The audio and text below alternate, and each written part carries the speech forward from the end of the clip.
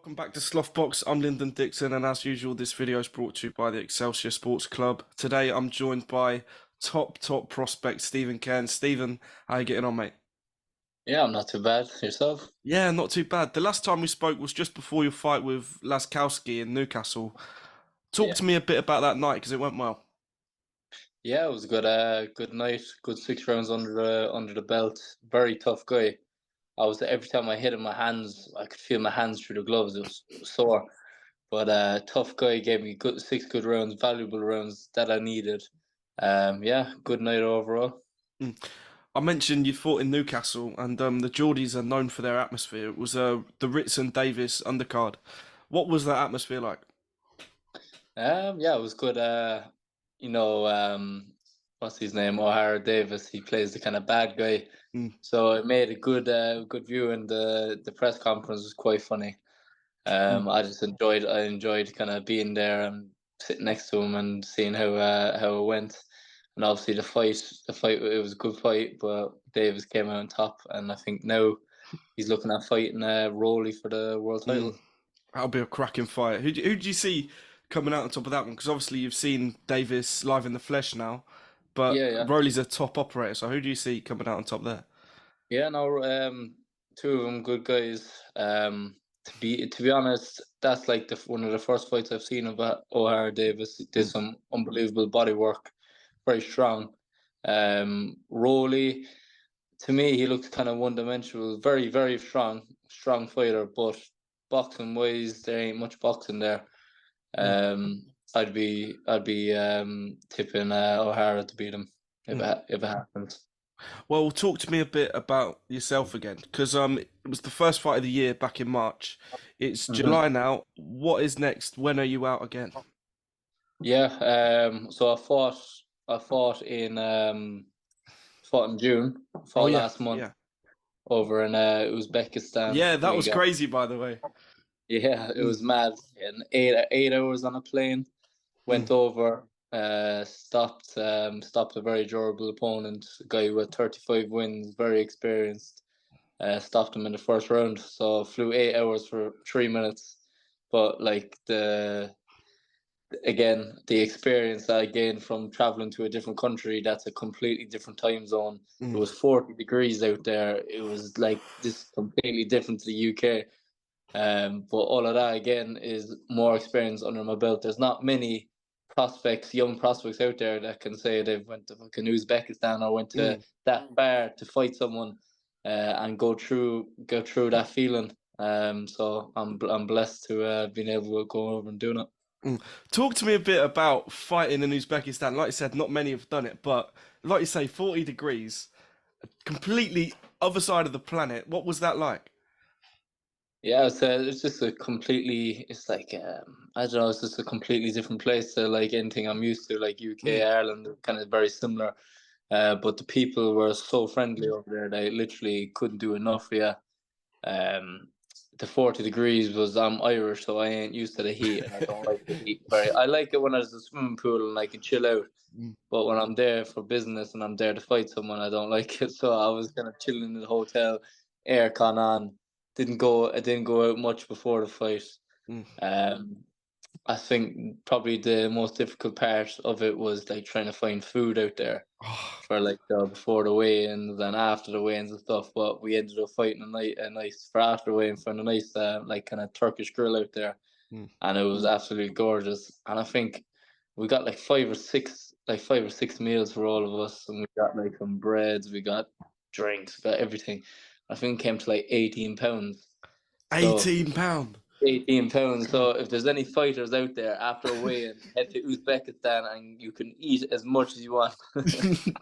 But talk to me. Your manager and I think manager and definitely trainer Dave Coldwell. Yeah. What's the plan next? Because like you say, you fought last month and you blew the guy out. So I assume you're fresh and ready to go again.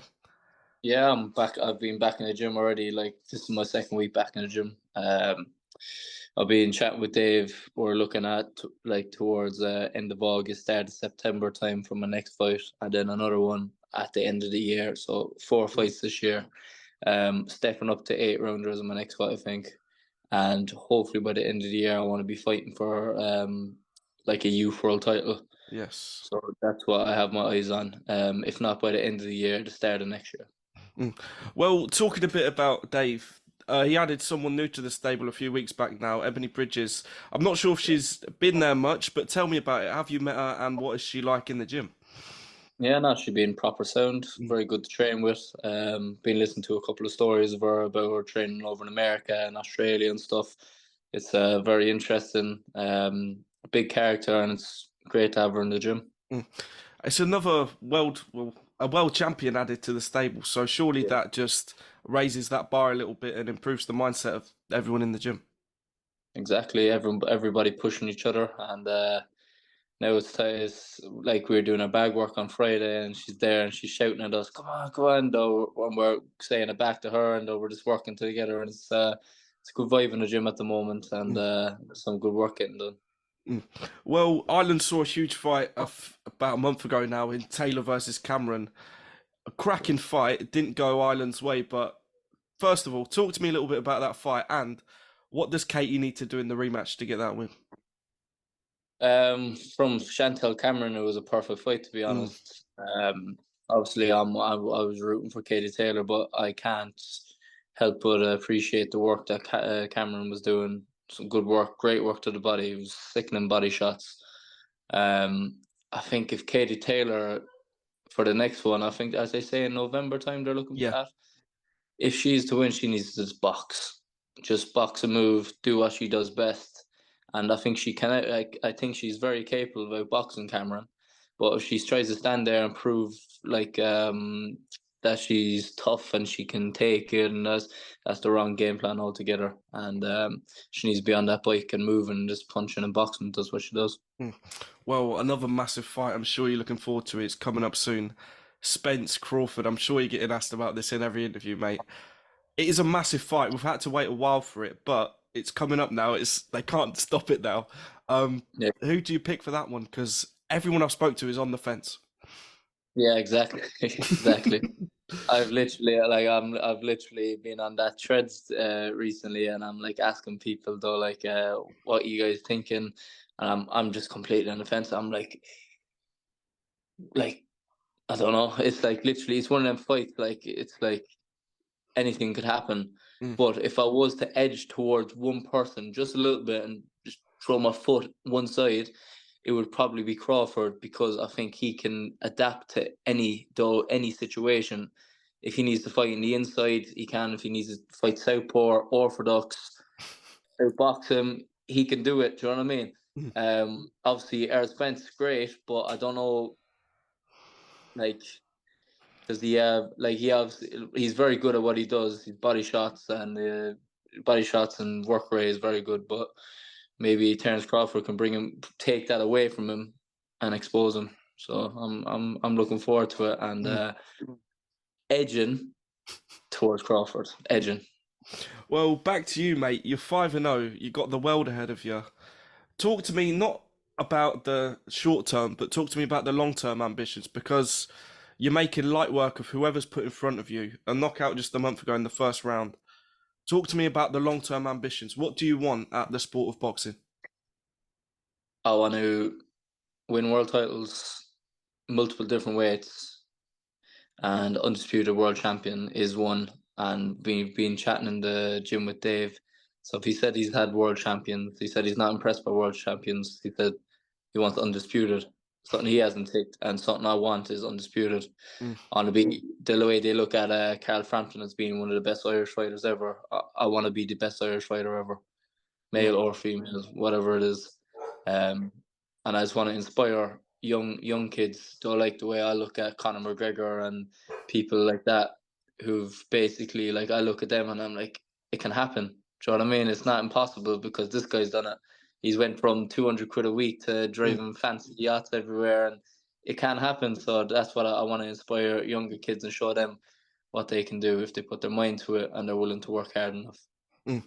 Well, talking of ambition, this one's a bit of a fantasy one, but talk to me about the dream venue. If you could pick the venue for those undisputed belts, where would it be? It'll be in Parky Queeve, back in Cork City. Mm. Steve Collins and Chris Eubank. No, not sorry. Yeah, Chris Eubank Senior fought there years ago. Um, I think it sits 60 to 70,000, and that's without the floor seating. So would be unbelievable. That's my dream, and that's something I can picture. I can visualize it happening. Mm. And I'm down there at the GEA matches, and when I go for my runs at home, I'm running around that stadium because I know one day I'll be fighting in there in front of thousands of people, and that's my dream venue. Mate, I love it. But the last question from me. It's been a pleasure so far, as it always is. But talk to me about where you want to be at the end of the year. Like you've had two fights so far. You're aiming for four. Where do you see yourself come the end of the year? You mentioned that youth world title maybe, but Mhm. talk to me. Yeah, so 8-0 by the end of the year. Um, and I want people to recognize that I'm one of the best prospects coming through at the moment. Mm, I'm being down on being on the low, haven't been in the spotlight yet, but when I break out into that spotlight, people are going to see and are going to recognize because I can do it all. I can entertain, I can knock people out. I'm the full package. Well, mate, you deserve it. It's been a pleasure. Like I say, as it always is. I've been Lyndon Dixon. He's been Stephen Cairns, and we'll see you on the next one. Thanks very much, mate. Cheers.